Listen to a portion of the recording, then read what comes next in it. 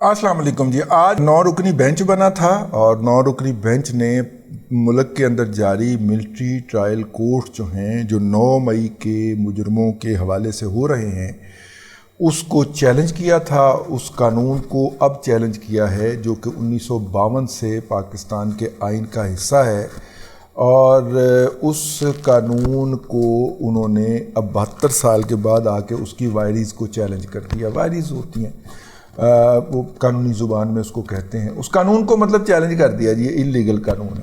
اچھا, اس دوران 1957 کا آئین آیا, 1962 کا آئین آیا, ٹھیک ہے. اس کے بعد 1973 کا آئین آیا. پھر 1973 کے آئین کو پوری طرح ری ویمپ کیا گیا 2008 کے اندر 18ویں ترمیم میں, 2009 کے اندر 18ویں ترمیم کے ذریعے اس کو ری ویمپ کیا گیا. کسی بھی مقننہ کو یہ خیال نہیں آیا کہ وہ اس قانون کو آئین سے نکال دے. اب ماشاءاللہ جب ساس کے کرش کے اوپر اب جب بات آنے لگی ہے تو فوری طور پہ سپریم کورٹ میں بیٹھے ہوئے ایسے جج اور ججیاں جو ہیں وہ بھی اچھل کے آبزرویشن دے رہی ہیں جن کی ججمنٹ لکھنے والے ہمارے ساتھ بیٹھ کر چائے پیتے ہیں روزانہ. جن کی ہائی کورٹ کی ججمنٹ لکھنے والے جو ہیں وہ ہمارے ساتھ بیٹھے ہوتے ہیں کہ یار ان کو تو ہم فائل پڑھ کے اس کے اوپر نوٹ لکھ کے کہ اس کے اوپر آپ نے وکیل سے یہ سوال پوچھنا ہے, وہ یہ جواب دے تو یہ فیصلہ, یہ جواب دے تو یہ فیصلہ, آبزرویشن دے کہ آپ نے فائل بند کر دینی ہے, ٹھیک ہے. یہ تک لکھ کے دیا جاتا تھا جن کو تاکہ ان کی سپریم کورٹ میں ایلیویشن ہو جائے. ان کو بھی آبزرویشنیں سوچ رہی ہیں. یار میں پوچھا ہے ایک پارٹی کو, میں کہ یار انہوں آبزرویشن کون لکھ کے دینا ہے. سپریم کورٹ کے جو 7 رکنی بینچ میں اب بیٹھے ہوئے ہیں تو میں نے کہا اس کو آبزرویشنیں کون لکھ کے دیتا ہے. انہوں نے کہا کہ جو لے کے آتے ہیں بینچ کے اندر وہی لکھ کے دیتے ہیں, وہ تو صرف رٹا لگاتے ہیں, ٹھیک ہے. تو ایسے جج صاحبان کو یہ سوچ رہا ہے جن کو یہ بھی پتہ نہیں ہے کہ اسی عدالت کا 17 رکنی بینچ اس کے اوپر ایک فیصلہ دے چکا ہوا ہے اور 17 رکنی بینچ کے فیصلے کے اوپر نظر ثانی کرنے کے لیے 17 رکنی بینچ ہی بیٹھے گا. اور یہ ساری فیوٹائل ایکسرسائز ہے, یہ ساری فضول اور واہیات ایکسرسائز ہے, نہیں ہو سکتا. لیکن وہ لگے ہوئے یار دریدہ دہنی سے لگے ہوئے ہیں. کوئی بندہ پوچھ آگے سے کوئی کہہ ہی نہیں رہا کہ بھائی جان وہ یار تسی 17 رکنی ہوو گے تو نظرثانی کر سکتے ہو, ٹھیک ہے. اب جناب اس کے اوپر بہرحال جسٹس جواد ایس خواجہ صاحب جو کہ خود بھی چیف جسٹس رہے ہیں, اور اگر انہیں اس قانون پہ اعتراض تھا تو جب وہ چیف جسٹس تھے تو لے لیتے سو موٹو اور بنا لیتے فل بینچ. انہوں نے بھی ایسا نہیں کیا. تو انہوں نے بھی ایک درخواست ڈالی ہے. مزے کی بات یہ ہے کہ ان کی درخواست سب سے آخر میں آئی ہے, لیکن جہاں پہ جب وہ روسٹر جاری ہوا تو اس میں سب سے اوپر ان کی درخواست کا نمبر لگا ہوا تھا. کم از کم فارمر باس کو اتنا تو پروٹوکول دینا چاہیے نا یار, ہیں اتنا ایک تو بنتا ہے. خالہ جی کا واڑا ہے یار یہاں پہ, میری خالہ کے بچوں کو میں پہلے دوں گا, کسی اور کو نہیں دوں گا. یہ خالو بھی آ گئے ہیں تو ان کو میں پہلے ونڈی کی جو ہے وہ پرساد دوں گا, کسی کو بعد میں دوں گا, ٹھیک ہے جی. اب جناب اس کے اوپر جو ہے وہ دلائل شروع ہوئے ہیں اور اللہ آپ کا بھلا کرے. لطیف کھوسا صاحب وہاں پہ پیش ہوتے ہیں اور ہوا کے اندر تیر چلانے شروع کر دیتے ہیں کہ جی اتنے بندے جو ہیں فلاں عدالت فلاں جگہ پہ پکڑے گئے اتنے. انہوں نے کہا بھائی جان کوئی آفیشیل آپ کے پاس ڈاکومنٹ ہے؟ انہوں نے کہا جی میں چونکہ ایگریوڈ پارٹی نہیں ہوں تو لہذا میرے پاس آفیشیل کوئی فگر نہیں ہے. اچھا, مزے کی بات یہ ہے کہ سپریم کورٹ کا آفس اس بات پہ اعتراض لگا چکا تھا کہ جس بنیاد کے اوپر آپ اس قانون کو چیلنج کرنے آئے ہیں اس بنیاد کا کوئی تو دستاویزی ثبوت ہونا چاہیے نا, کوئی FIR کی کاپی ہونی چاہیے جس کے اندر لوگوں کو نامزد کیا جانا چاہیے. سپریم کورٹ کے چیف جسٹس جناب جسٹس عمر عطا بندیال صاحب نے کہا کہ یہ اعتراضات ہم بعد میں دیکھیں گے. میں صدقے جاؤں سبحان اللہ, جو بیسک نوعیت کے اعتراضات ہیں ان درخواستوں کے اوپر اس کو موصوف بعد میں دیکھیں گے. اور پہلے جناب آپ آ جائیں جس طرح کے گاڑی میں, اگر آپ بس میں سفر کر رہے ہوں نان ایئر کنڈیشن بس کے اندر اور لاہور سے ملتان جا رہے ہوں تو پتوں کی کے اوپر آ کے نا ایک وہ جموں ہے, اس کا نام جموں ہے, پتہ نہیں وہ زندہ ہے کہ مر گیا ہے, وہ ٹکیاں بیچنے آیا کرتا ہے آلو کی, اور ایک دال بیچنے آیا کرتا ہے. اور وہ جیسی تقریر کرتے ہیں, وہ جیسے دلائل دیتے ہیں دال کے حق کے اندر اور وہ ٹکی کے ہاتھ کے اندر, اللہ کی قسم یہ اس وقت عدالت میں ویسے دلائل ہو رہے ہیں. اور مجھے وہ مرحوم, اگر وہ مرحوم ہو گیا ہوا, ظاہر ہے آج سے 40 سال پہلے جب ہم ٹریول کیا کرتے تھے 1982 اور 3 کے اندر آپ میں سے تو بہت سارے لوگ اس دنیا میں تشریف بھی نہیں لائے ہوں گے، بلکہ ان کو لانے کی پلاننگ بھی نہیں ہوئی ہوگی، یعنی کہ ان کے والدین کی شادی بھی نہیں ہوئی ہوگی۔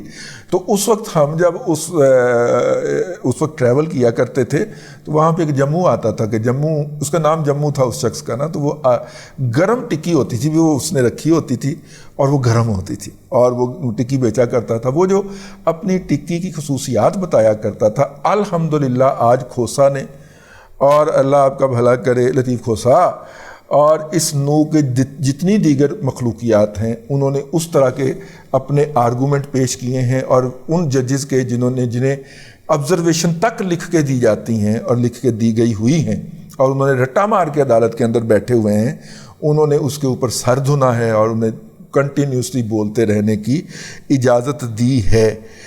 اچھا جی، اس کے بعد جو ہے وہ اپنا اللہ آپ کا بھلا کرے یہ بھی بتایا جج صاحب میں سے، جج صاحبان میں سے بھی ایک جج نے، کہ آپ جس بنیاد پہ اس کا استرداد چاہتے ہیں وہ تو بنیاد ہی ختم ہو گئی ہے۔ 245 امپلیمنٹ کیا گیا تھا اور وہ پنجاب اور ادھر اٹھا لیا گیا ہے، اپنا فیڈرل کیپٹل ٹیریٹری کے اندر اٹھا لیا گیا ہے، لیکن چیف صاحب نے کہا نہیں نہیں نہیں، جاری رکھو، دلائل جاری رکھو، ٹھیک ہے۔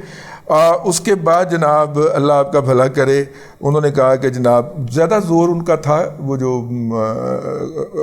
جو کور کمانڈرز کی بعد کون سی وہ میٹنگ ہوئی تھی، فارمیشن کمانڈر کی جو پریس ریلیز تھی، انہوں نے اس کے اوپر اپنے دلائل جاری رکھے کہ دیکھیں جناب، چونکہ فارمیشن کمانڈر کی پریس ریلیز کے اندر یہ کہہ دیا گیا ہے، تو اس لیے جناب اس کو فوری طور پہ معطل کیا جائے اس سماعت کو۔ یہ جو ملٹری کورٹس کے اندر اس وقت پی ٹی آئی کے شر پسندوں کے آرمی تصویبات کے اوپر حملہ آور ہونے اور ان کو آگ لگانے کے حوالے سے اور ان کو تباہ و برباد کرنے کے حوالے سے جو مقدمات ہیں، ان کی سماعت کو سٹے کر دیا جائے، اس کو روک دیا جائے۔ اب اس کے حوالے سے جب ان سے یہ کہا گیا کہ جناب یہ جو ایف آئی آر درج ہوئی ہیں آپ کے پاس ان کا کوئی ریکارڈ ہے، انہوں نے کہا جی کوئی نہیں ہے۔ انہوں نے کہا جی آپ نے دیکھی ہوں گی تو کیا ان میں جو ہے وہ لگائی گئی ہے وہ دہشت گردی کی دفعات؟ تو انہوں نے کہا جی ہاں لگائی گئی ہیں۔ ایسے میں جج ہوں تو میں کہتا تو ماما 2000 ایف آئی آر کی کاپیاں پڑھی لینی ہے، صحیح ٹھیک ہے، نہیں، وہ کوئی بھی ایسی دلیل لے کے نہیں گئے جس کو مسترد کیا جا سکے یہ کہہ کے کہ یہ غلط بات آپ انٹرپریٹ کر رہے ہیں۔ اور ماشاءاللہ لطیف کھوسا صاحب بدنامی کی حد تک مشہور ہیں کہ یہ 2 نمبر جعلی ڈاکومنٹس لگا کے عدالت سے ریلیف لے لیا کرتے ہیں۔ یہ ایف آئی آر کے اندر ترمیم کر کے، جعلی ترمیم کر کے جو ہے وہ عدالت کو گمراہ کر کے اپنے قتل کے مجرم رہا کرا کے چلے جایا کرتے ہیں۔ ان کی لائسنس سسپینشن کے لیے پنجاب بار کونسل کے پاس کئی دفعہ گیا، لیکن انہوں نے پھر سرائکی والا کارڈ کھیلا۔ ہمارے بہت سارے لوگ یہاں پہ آ کے انجوائے کرتے ہیں، لیکن ذرا ان کے حقوق، ان کی 2 نمبری، ان کی ڈکیتی، ان کی چوری کے اوپر ذرا سی زیادہ آنے لگے تو فوری طور پہ جیب پہ سرائکی والا اور محروم طبقے والا کارڈ نکال لیتے ہیں۔ ان میں سے تو کئی کھوسے ورگے جج بھی بن گئے نا، کوئی بیوروکریٹ بن کے انجوائے بھی کر گئے، لیکن جیسے ہی ان کو کوئی میرٹ پہ ڈیل کرنے کی کوشش کرے اور ان کی 2 نمبری کی نشاندہی کرے، وہ فوراً جیب سے سرائکی والا کارڈ نکال لیتے ہیں۔ تو یہ موصوف بھی اسی کبھی مخلوق سے تعلق رکھتے ہیں۔ جو لوگ متاثر ہیں، آپ جج صاحب کہتے ہیں منصور علی شاہ صاحب کے، جو لوگ متاثرین ہیں ان میں سے کوئی آیا ہے؟ تو وکیل کھوسا صاحب نے کہا جی میرے پاس ایسی کوئی معلومات نہیں ہے۔ انہوں نے کہا جڑا متاثر ہے وہ نہیں آیا، آپ کے پیٹ میں کیا مروڑ اٹھ پڑا ہے؟ تو انہوں نے کہا کہ جس قانون کے تحت فوجی عدالتوں میں ٹرائل ہونا ہے، کیا اس قانون کو کسی نے چیلنج کیا ہے؟ جسٹس یحییٰ افریدی نے کہا کیا ملٹری کورٹ سے متعلق قانون چیلنج ہو سکتا ہے؟ اب فوری طور پہ رٹا لگایا ہوا تھا نا جنہوں نے آبزرویشن کا، جسٹس عائشہ ملک صاحبہ، وہ کود کے میدان میں آ گئی، کیا اس میں سے کسی نے قانون کو چیلنج کیا ہے؟ یہ وہ جواب یحییٰ افریدی کو دے رہی ہیں، اس کو نہیں دے رہی، یہ وہ یاد کروا کے لایا ہوتا ہے نا ان کو آبزرویشن بیچاری، ماشاءاللہ، ٹھیک ہے نا۔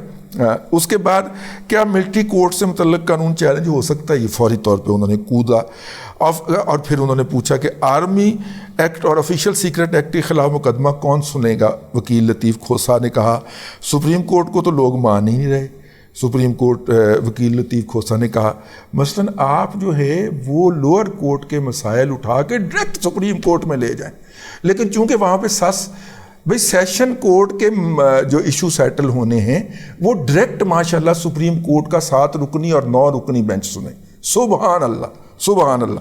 ملٹری ٹرائل کے لیے کتنے لوگوں کے نام گئے ہیں وہ بتا دیں. جسٹس یحییٰ افریدی نے کہا ہمیں علم نہیں، کہیں سے 20 گئے ہیں، کہیں سے 10 گئے ہیں، مقدمات بھیجے گئے. اس کا مطلب ہے آپ عمومی طور پر بتا رہے ہیں، یعنی کہ آپ جو ہے وہ مرغ دال بیچ رہے ہیں، آپ جموں ٹکیاں والے کی ٹکیاں بیچ رہے ہیں، آپ کے پاس کوئی دلائل نہیں ہے، حقائق نہیں ہے.